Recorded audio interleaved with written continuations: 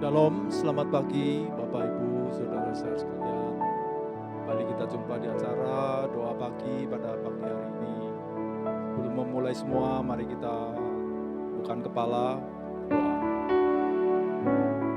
Bapa di dalam surga, terima kasih untuk kesempatan yang baru ini. Ampuni semua kesalahan kami, ampuni tindakan kami yang masih mementingkan kepentingan diri kami sendiri tanpa memperhatikan kepentingan. Ampuni ucapan-ucapan kami yang menyakiti hati sesama kami. Ampuni semua perbuatan kami yang menyakiti hati.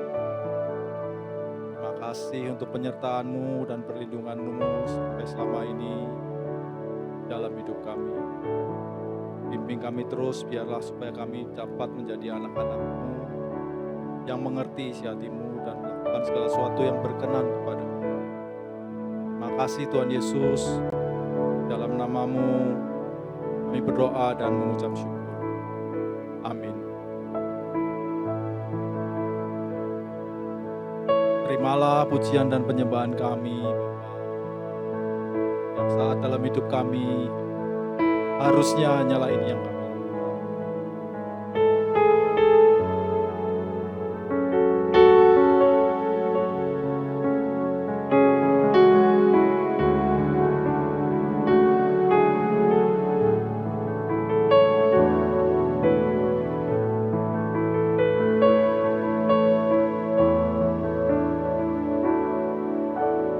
Pujian dan syukurku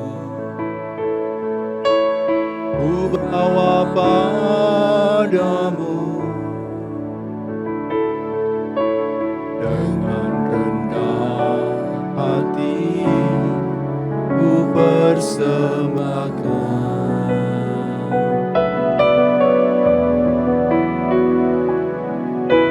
Sadar bila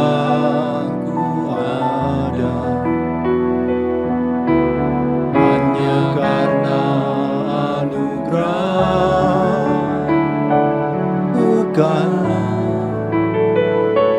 karena kekuatanku.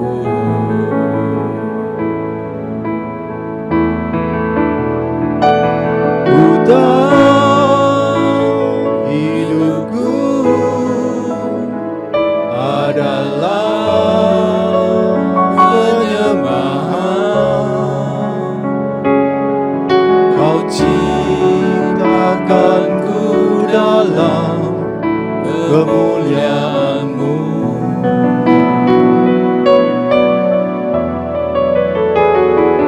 Ku tahu hidupku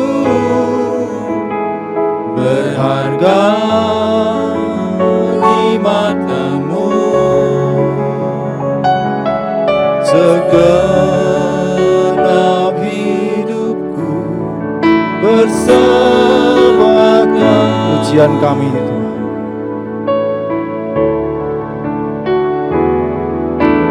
Pujian dan syukurku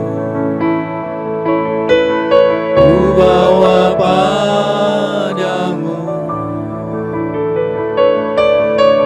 dengan rendah hati ku persembahkan.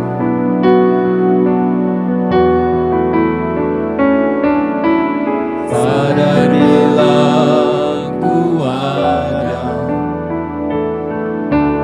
hanya karena anugerah,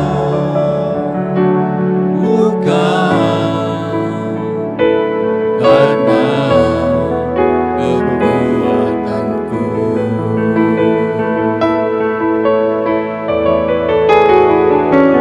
Ku tahu hidupku adalah penyembahan. Kau ciptakanku dalam kemuliaan-Mu.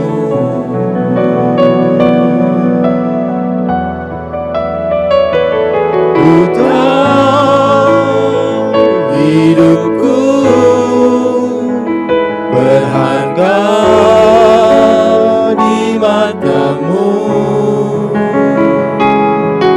segenap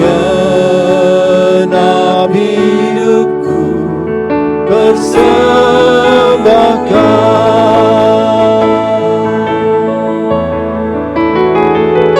Ku tahu hidupku adalah penyembahan. Kau ciptakanku dalam kemuliaan-Mu.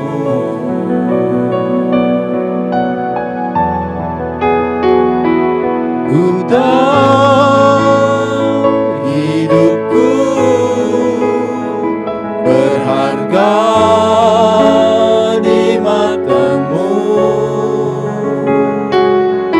Segenap hidupku persembahkan.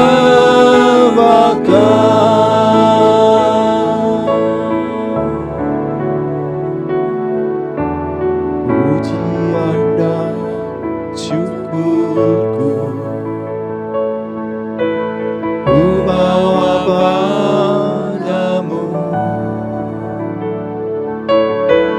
Dengan rendah hati ku persembahkan.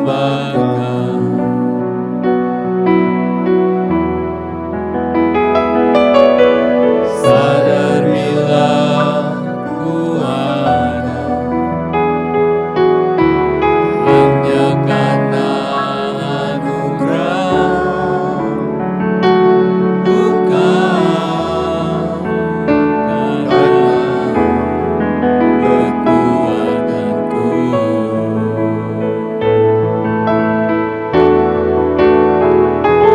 Ku tahu hidupku adalah penyembahan.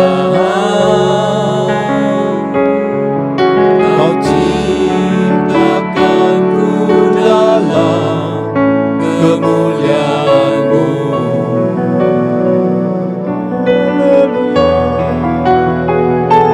Ku tahu hidupku berharga di mata-Mu. Segenap hidupku persembahkan.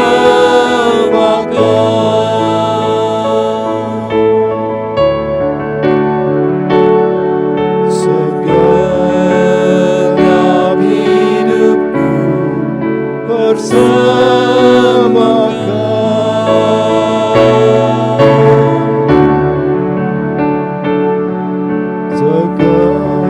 Segenap hidupku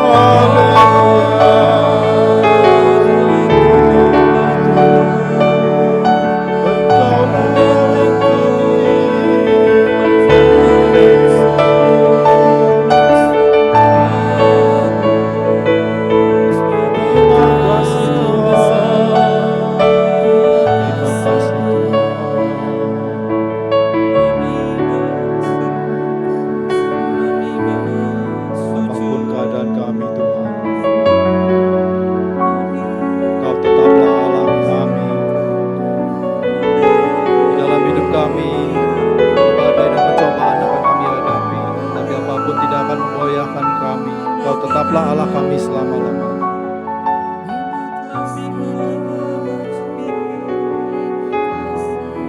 Kuatkanlah kami Tuhan.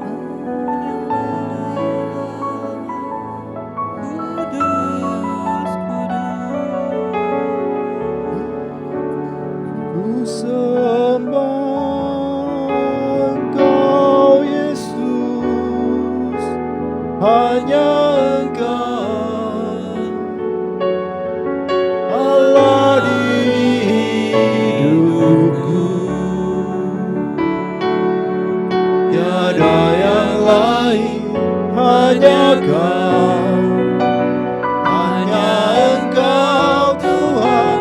Selamanya Kau tetap Allah, walau dunia semua bergoncang, tak tergoyahkan Kau tetap Allah. Betapa dahsyat Engkau Tuhan, betapa dahsyat Engkau Tuhan, Pencipta segala yang ada, dulu sekarang sampai selamanya. Hanya Engkau Tuhan, tak terselami pikiranmu, tak terukur panjang setiamu, dulu sekarang sampai selamanya. Hanya Engkau Tuhan, ku sembah Engkau Yesus, hanya Engkau Allah di hidupku. Tiada yang lain, hanya Kau, hanya Engkau Tuhan. Selamanya Kau tetap Allah, walau dunia semua bergoncang, tak tergoyahkan Kau tetap Allah. Sungguh Tuhan, tidak ada yang bisa menggoyahkan kami. Apapun keadaan kami, Kau tetaplah Allah kami.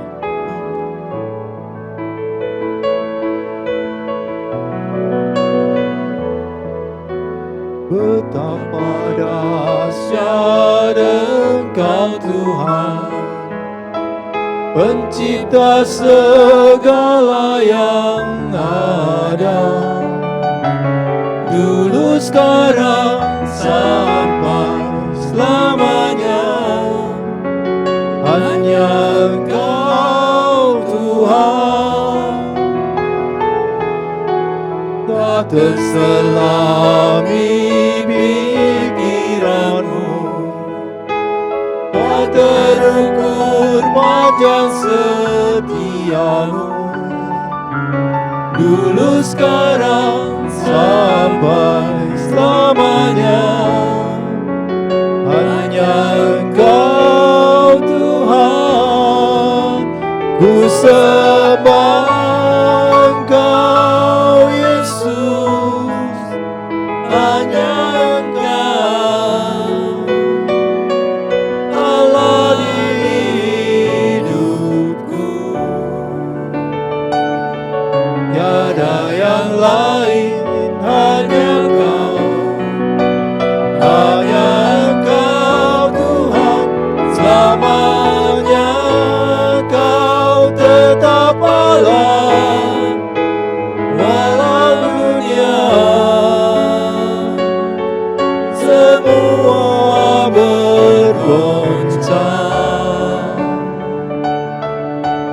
tergoyahkan, Kau tetap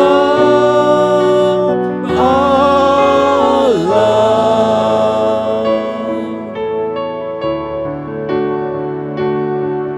Tak tergoyahkan, Kau tetap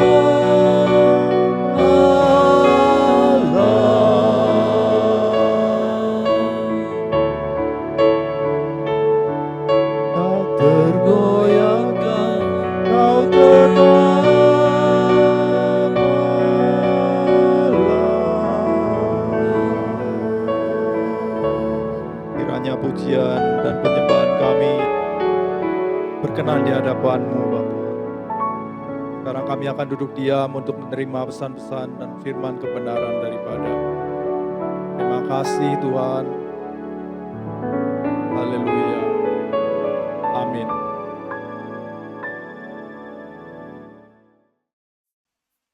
Selamat pagi Bapak Ibu Saudara sekalian. Shalom untuk kita semua. Saudara, kita sudah tahu bahwa Allah itu kasih adanya.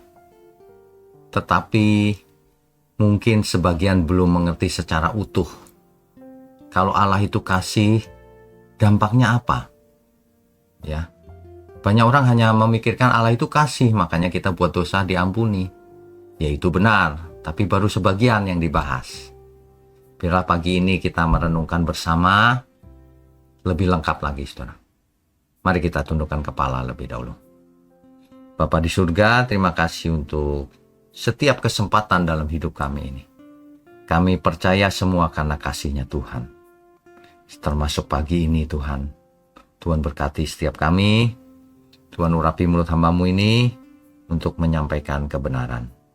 Sehingga pesan-Mu ini boleh sampai ke ujung bumi, menjangkau orang-orang yang sedang mencari Engkau Tuhan. Kuasai semua apa yang kami lakukan ini. Biarlah kuasa-Mu yang ajaib mengalir lewat pagi hari ini. Sampai kemanapun. Sampai ke pelosok dunia. Ada banyak manusia yang membutuhkan pesan-Mu ya Tuhan. Terima kasih, hanya dalam nama Tuhan Yesus kami siap mendengar. Amin. Bapak Ibu Saudara sekalian, kita sudah tahu bahwa Allah itu kasih adanya.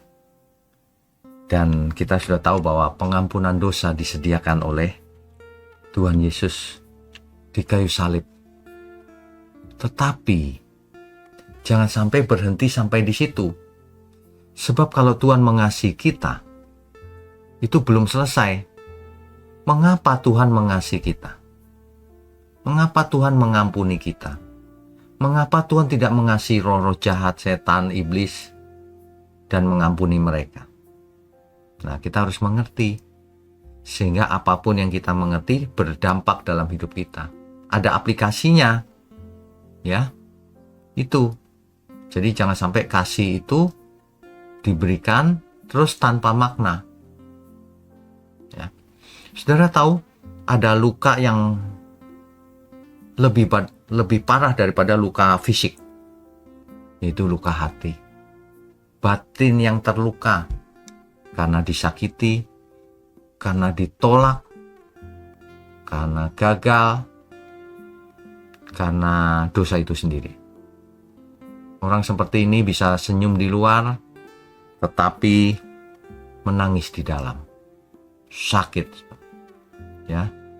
Pertanyaannya, kalau Tuhan itu kasih, Tuhan itu menyelamatkan kita, apakah trauma-trauma seperti itu bisa hilang?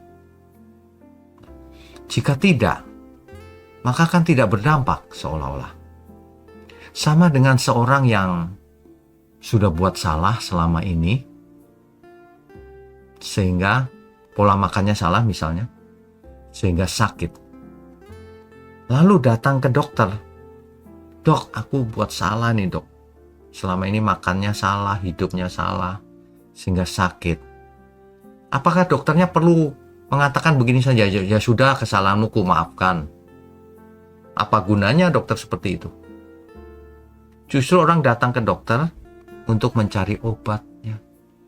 Supaya sembuh, supaya dipulihkan kembali, seperti semula, sehat. Dan begitu.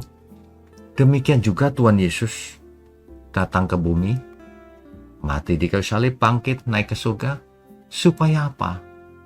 Supaya kita semua sembuh. Supaya kita semua dipulihkan. Terjadi pemulihan. Bukan cuma diampuni dosanya. Supaya trauma-trauma juga hilang. Menjadi anak Allah itu lepas. Merdeka oleh kebenaran. Ya. Jadi pengampunan dosa tidak diberikan lalu tidak diobati. Itulah sebabnya kalau kita baca di 1 Petrus pasal 2 ayat 24. Coba kita baca ya. Saya bacakan ya saudara. 1 Petrus pasalnya yang kedua ayat 24. Saudara. Ia sendiri telah memikul dosa kita di dalam tubuhnya di kayu salib. Tuhan Yesus maksudnya ya. Supaya kita, cirinya kita di sini apa? Yang telah mati terhadap dosa, yang tidak buat dosa lagi, hidup untuk kebenaran, hidupnya dipersembahkan untuk melakukan kehendak Tuhan, barulah oleh bilur-bilurnya kamu sudah sembuh. Tujuannya itu supaya kita itu sembuh, bukan sembuh fisiknya, sembuh jiwa dan roh kita. Ciri-ciri kesembuhan ini apa? Yaitu mati terhadap dosa, hidup untuk kebenaran. Di ayat berikutnya dijelaskan lebih jelas sembuh itu sembuh apa. Sebab dahulu kamu sesat seperti domba, sembuh dari kesesatan, saudara. Tetapi sekarang kamu telah kembali kepada gembala dan pemelihara jiwamu. Sebab dulu kamu lari dari gembala dan pemelihara jiwamu. Kau dipelihara oleh dunia, dipelihara oleh dirimu sendiri, kedaginganmu itu. Sekarang kau sudah kembali kepada pemelihara jiwa, kepada gembalamu. Itulah yang dimaksud sembuh. Itulah yang dimaksud dengan pemulihan. Bukan hanya fisiknya dipulihkan, ekonominya dipulihkan. Untuk apa semua itu dipulihkan kalau yang lebih penting tidak dipulihkan? Makanya untuk menjadi murid Tuhan Yesus itu diperlukan perubahan akal budi. Perubahan mindset, saudara. Dan seseorang tidak bisa berubah mindsetnya hanya karena teori psikologi, teori filsafat. Seseorang hanya bisa berubah jika ia mendengar kebenaran firman Tuhan dan menerimanya dan merenungkannya siang dan malam dan melakukannya, menghidupinya. Jika tidak, semua itu kan hanya tinggal sebagai teori saja. Ya. Coba kita pikirkan diri kita selama ini. Apakah aku hidup dalam teori saja? Ataukah aku menghayati dan menghidupinya? Itu kan saudara. Sebab kalau tidak, artinya kita hanya pintar secara teori. Tapi tidak terjadi pemulihan. Tetap digembalakan oleh dunia ini. Jiwanya tetap dipelihara oleh dunia ini. Oleh roh jahat, oleh dirinya sendiri. Belum sembuh, belum pulih. Kalau seseorang udah pulih, dia sudah kembali kepada gembala dan pemelihara jiwanya. Oleh bilurnya kamu sudah sembuh. Artinya kamu sudah mati terhadap dosa. Kamu gak berbuat dosa lagi. Hidupmu untuk kebenaran. Itu artinya. Coba kita tanya yang jujur pada diri sendiri. Apakah hidupku selama ini sudah untuk kebenaran? Sudah untuk melakukan kehendak Tuhan? Apakah sementara ini saudara masih berbuat jahat? Masih merampas milik orang lain? Masih korupsi? Masih menipu? Masih lirik kiri, lirik kanan?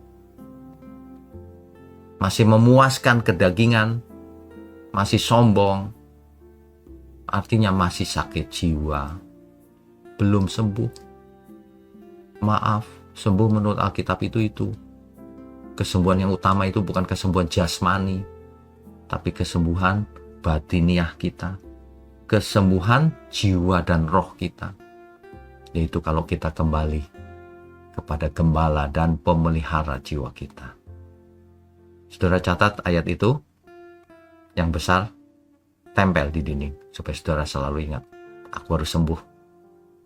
Kalau Tuhan mati di kayu salib, aku harus sembuh. Artinya aku dipulihkan. Trauma-trauma masa laluku itu tidak berarti apa-apa itu kok dibandingkan dengan Tuhan. Makanya orang pasti sembuh dari traumanya kalau mengerti kebenaran ini. Sebab hidup ini terlalu berharga untuk diratapi. Ngapain meratap frustasi dan yang rugi diri sendiri? Ayo kita bangkit bersama Kristus, melakukan kehendak Tuhan. Hidup kita jadi berarti bagi banyak orang. Menyenangkan Tuhan juga. Amin ya semua ya. Mari kita tundukkan kepala. Bapa di surga, terima kasih untuk pagi hari ini. Kami semua sudah diberkati. Kami dihibur, dikuatkan, dan dipulihkan. Terima kasih untuk GMM, Gereja Mula-Mula. Terima kasih untuk seluruh pelayan Tuhan, jemaat Tuhan. Khususnya tangan-tangan yang mendukung pekerjaanmu ini. Kau berkati semua berlipat-lipat ganda. Khususnya Engkau pulihkan jiwa dan roh kami ya Tuhan. Ya, di dalam nama Tuhan Yesus kami berdoa dan mengucap syukur. Amin.